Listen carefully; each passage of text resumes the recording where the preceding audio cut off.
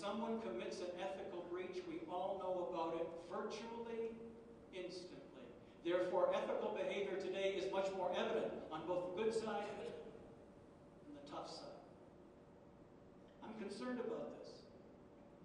So was Tom Hoyman. Tom Hoyman was a professor at Regis University, where one of you will attend in the fall. He was an ethics professor. He was a Rotarian. He was killed in a motorcycle accident about 4 years ago. In the Rotarian magazine, he wrote the following, which shook me to the core. He said, much of the ethics conversation today is not really about ethics. It's about the minimal requirements of following the law. Does that statement frighten you as much as it frightens me? That was Tom's opinion. I have very few words to counter that opinion. In other words, what Tom was saying is, too many of our choices are determined by what we can get away with. Steroids in baseball. Lies in the business community. I needn't go on, but I think we can do better. And as I said, I believe that as a society we can do better, and it will happen if all of us in rooms like this decide we can do better, and we will do something to upgrade these standards. And for those of you in high school, this is not just an adult problem. As the four-way test director of this district, I have collected many of the issues that high school students are facing today. I read you this list. Bullying, rumor-mongering, drugs, alcohol, gang culture, cheating, lack of respect for authority, physical abuse, and sadly, suicide. Suicide. Change isn't going to happen by passing more laws. Rotary believes in the power of one, the power of the individual to affect change. So it matters not to me what your ages are. You have influence. You have influence over yourselves. You have influence over your peers. You have influence over your family members. And I've had a lot of young people in my life influence me when I was much older than they were. I want you to realize, all of you young folks, how much of a difference you can make. These issues, I think, are pretty high-stake issues. So let's just look at a couple of things that might put this into some perspective. There's three keys, three ways to understand this four-way test. And I want you to know these things. The four-way test: truth, fairness, goodwill, friendship, benefit.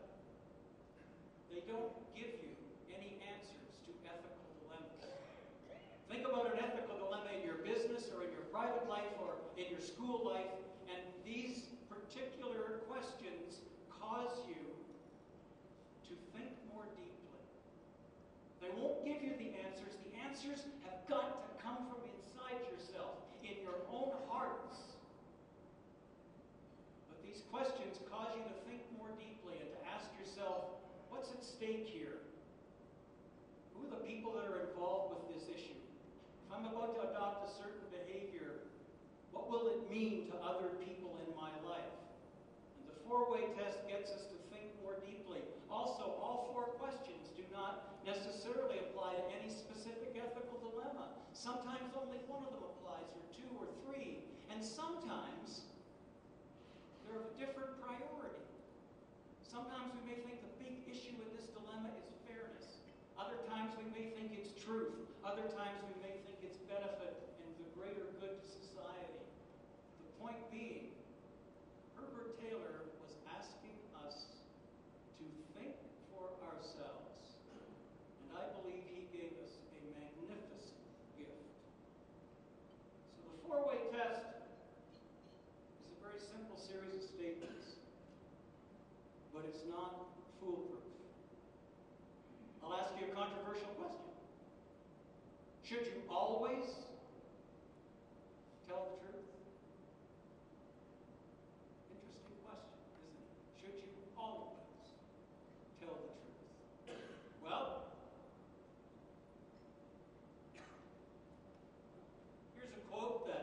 challenges a yes answer? I'm not asking you to agree with this. I'm asking you to see how difficult ethical decisions are. The quote says, "Today, I bent the truth. I bent the truth to be kind. And I have no regret, for I am far surer of what is kind than I am of what is true." Making ethical decisions is tough stuff, ladies and gentlemen. Fairness. Have any of you young people ever had a disagreement with a parent with respect to what you thought was fair or what they thought was fair, and you didn't be able to find any common ground? Have any of you challenged a friend of yours because you saw him walking down the wrong path and you knew he was in danger, and you had the guts and the courage to hold your hand up and say, "Please listen to me"? But when you did that, you risked a friendship, didn't you? Was that important to you? I hope so. And those of you in this room who have been business people in your lives, you know you've had to make decisions that did not benefit all people, but you had to look at the better good, greater good, and you had to look at what you believed was right. I will tonight be at the Arvada Sunrise dinner where they are having a speech challenge, and there will be 8 young men and women from Arvada and Pomona high schools giving speeches about the 4-way test and about building communities and bridging continents, which is Rotary's slogan this year. I'll have the pleasure to listen to another group of young people talk about the future. I want to offer you one last challenge, and then I'm through. You've all got a 4-way test coin today. It's got all this listed on it. Would you accept the challenge of, over the next 2 weeks, periodically look at this coin? Read it. Ask yourself, what does it mean to you? Ask yourself if it could be helpful to you in making better ethical choices. Ask yourself if it could be a guide to your own thinking.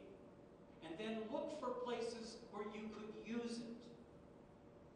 Or maybe even find a friend who you'd like to read it to because you believe in what it says. I am so encouraged by the faces I see in this